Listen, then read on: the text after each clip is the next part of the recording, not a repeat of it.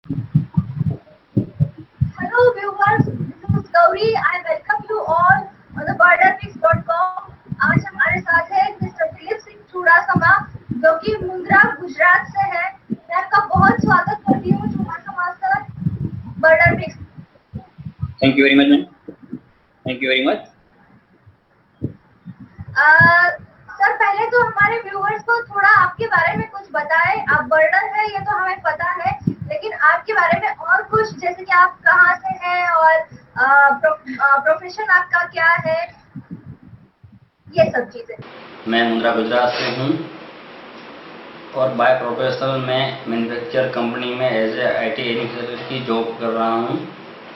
Bird और wild life photography करीबन मैं जनवरी 2014 से अभी तक कंटिन्यू कर रहा हूँ।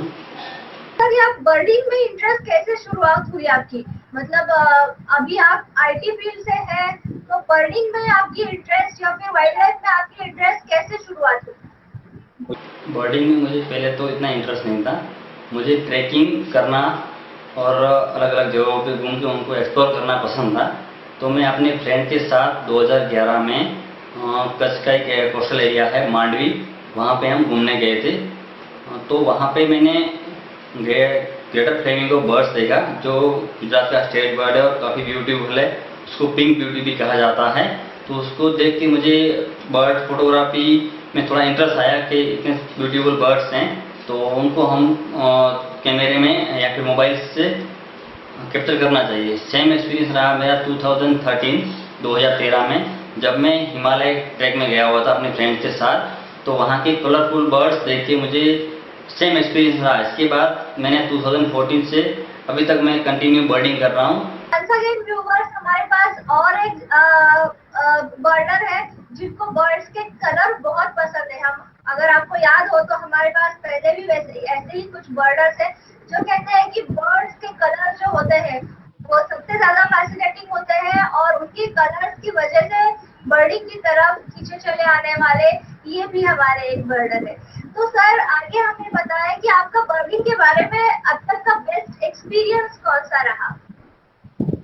या वाइल्ड लाइफ फोटोग्राफी में मेरा बेस्ट एक्सपीरियंस तो मेरे जितने भी बर्डिंग या वाइल्ड लाइफ ट्रिप होते हैं फोटोग्राफी के वो सभी बेस्ट है।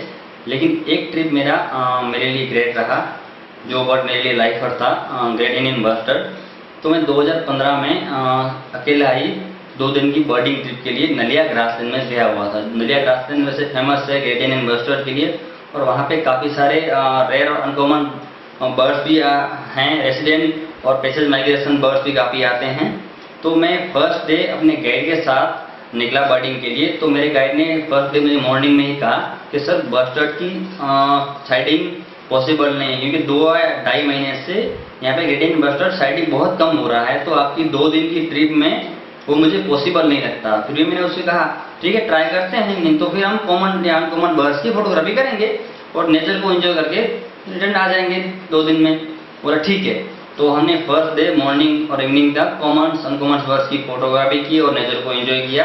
तो हम करीबन 5 बजे वहाँ से निकल रहे थे तो मेरे गाइड ने मुझे कहा कि सर मुझे लगता है दूर कहीं बस्टर्ड दिख रहे हैं, मैं बाइनोकुलर में देख के आपको बोलता हूँ। मैंने बोला ठीक है चलो अगर वहाँ दिखते हैं तो अच्छी बात है मेरे लिए भी।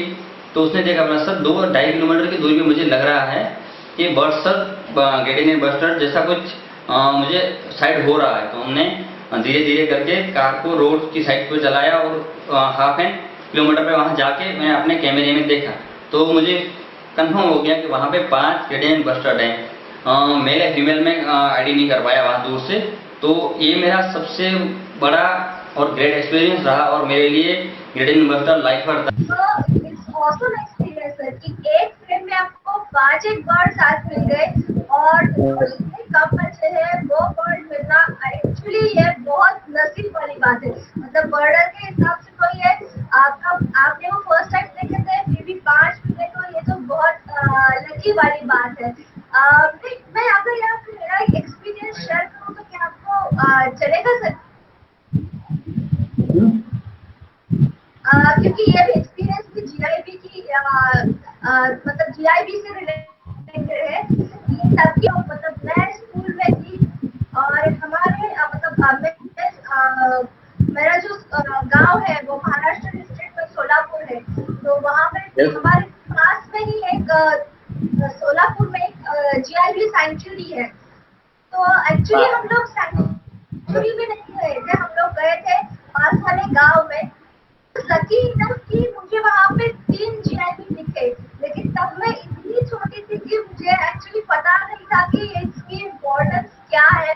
अगर मुझे शायद उस वक्त किसी की गाइडेंस मिली होती तो पता चलता था कि ये कितना इम्पोर्टेंट है कि 3 जीआईबी एक साथ देखना।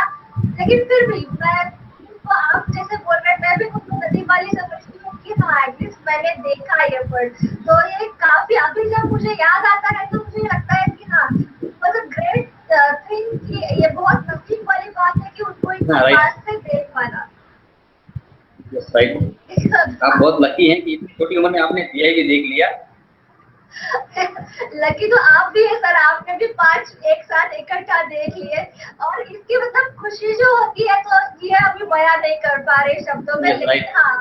हाँ ये बहुत अच्छा एक्सपीरियंस था। आपने बोला सर कि आप हिमालयन ट्रैक में गए थे, तो इसके अलावा आप मतलब कहीं बर्डिंग में गए हैं? मैंने गुजरात के बाहर कोई लॉन्ग बर्डिंग ट्रिप नहीं की हुई है।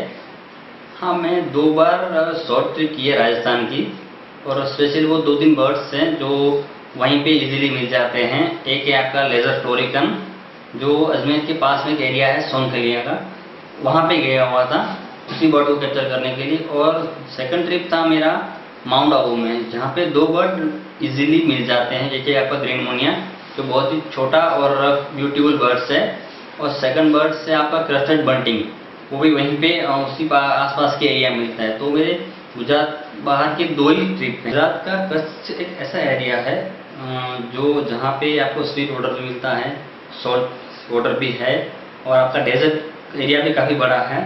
तो यहाँ पे डेजर्ट बर्ड्स हैं काफ़ी सारे, वाटर बर्ड्स स्वीट वाटर में जो आते हैं वो बर्ड्स मिलते हैं। फिर आपका सॉल्ट वाटर में जो शोर बर्ड्स है वो भी काफ़ी सारे मिलते हैं। और काफ़ी सारी जगह पे आपका डेंस फॉरेस्ट भी अच्छा है, तो वहाँ पे आपको कलरफुल फ्लैगेजर बर्ड भी मिल जाते हैं। तो मेरा ये मानना है कि गुजरात में अगर 540 प्लस बर्ड मिलते हैं, तो मुझे पहले इन बर्ड्स को जब जहाँ तक पॉसिबल है वहाँ तक इन सारे बर्ड्स को कवर करना है। इसके बाद ही मुझे कोई लॉन्ग ट्रिप बर्डिंग के लिए जाना है। सर आगे मैं पूछना चाहूंगी कि आप गेयर आप कैमरा कौन सा यूज करते हैं? मैं कैनन का 7D Mark 1 यूज़ कर रहा हूँ, और मेरे पास बर्डिंग के लिए सिग्मा का है 150-500 mm लेंस। और वाइल्ड लाइफ के जो लेंस के हैबिटेट शॉट लेने के लिए मेरे पास 18-135 कैनन का है, और टोकिना का एक लेंस है अल्ट्रा वाइड, वो भी मैं यूज़ करता हूँ 11-16 mm। तो सर आपकी फोटोग्राफी इतनी अच्छी होती है, मैंने आपके फोटोज देखे हैं, जो कलर्स होते हैं वो काफी उभर के आते हैं, और बैकग्राउंड जो होती है आपकी फोटोज की स्पेशली वो बहुत अच्छी क्लीन बैकग्राउंड होती है। तो फोटोग्राफी के लिए कुछ हमें टिप देना चाहे कि अभी हम लोग जो सीख रहे हैं तो उनके लिए अगर आप कोई टिप देना चाहे तो? जैसे आपने कहा कि मेरे जितने भी फोटोग्राफ अभी तक आपने देखे हैं उसमें बैकग्राउंड क्लीन रहता है, वाटर बर्ड्स हो या डेंस फॉरेस्ट के बर्ड्स हो, लाइक अ फ्लैग कैचर। तो उस ये टेक्निक सभी को मालूम है, जितने भी बर्ड्स फोटोग्राफर हैं या वाइल्ड लाइफ फोटोग्राफर हैं, कि जब जहाँ आप वाटर बर्ड्स के फ़ोटो खींचने जाते हैं, तो जब तक आप ग्राउंड लेवल बर्ड्स आपको आई लेवल नहीं आ जाता, तब तक आप अच्छी फोटोग्राफी नहीं कर पाते हैं। और जब तक आप बर्ड्स के क्लोज नहीं पहुंच पाते हैं, तब तक आपका बर्ड्स क्लियर नहीं आएगा, उसकी डिटेल्स फेदर डिटेल्स हैं, बैकग्राउंड आपको क्लीन नहीं मिलेगा। तो उसके लिए क्या है, आपको बर्ड फोटोग्राफी में आपको वेट एंड वॉच करना पड़ता है। कभी कभी तो 3-4 घंटा वो एक बर्ड्स के लिए आपको वहीं एक सेम लोकेशन पे हाइड बना के रहना पड़ता है, चाहे वो वाटर बर्ड्स हो, चाहे वो डेंस फॉरेस्ट के बर्ड हों, चाहे वो डेजर्ट ओपन एरिया के बर्ड्स हों। तो इसमें टेक्निक भी है, आपको घेर भी अच्छे चाहिए, गियर का आपका जो एक्सपोजर सेटिंग रहता है काफ़ी सारा, वो भी आपको प्रॉपर वे में करना है।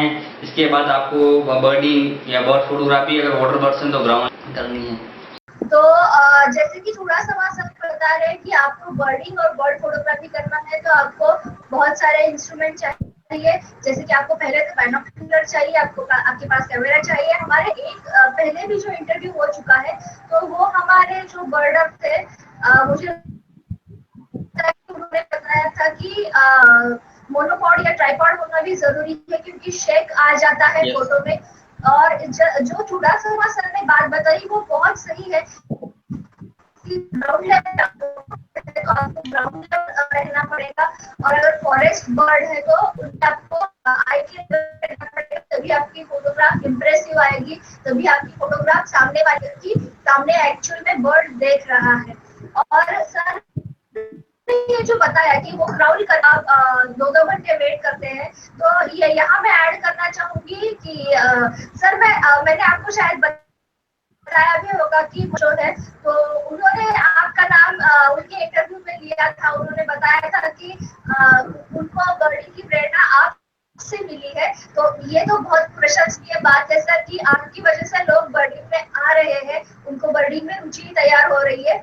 तो आपके लिए तो ये बहुत अच्छी बात है, और हमारे जैसे लोगों के लिए भी हम आपकी तरफ देख के ही सीखते हैं। तो उन्होंने भी बताया था कि क्राउलिंग करके वो भी जाते हैं, और उन्होंने बताया था कि ये सब वो आपसे प्रेरणा लेके करते हैं। तो आपको उसके लिए बहुत बधाई सर, आपसे लोग प्रेरणा लेके बर्डिंग में आ रहे हैं। सबके काम के लिए, आपके आगे के बर्डिंग के जर्नी के लिए हमारी तरफ से आपको बहुत बहुत शुभकामनाएं सर।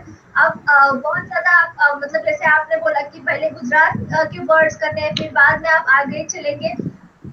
पूरे बर्डिंग जर्नी के लिए हमारी तरफ से आपको बहुत सारी शुभकामनाएं and happy birding sir. Thank you very much. आपसे बात करके बहुत कुछ सीखने को मिला और बहुत अच्छा लगा।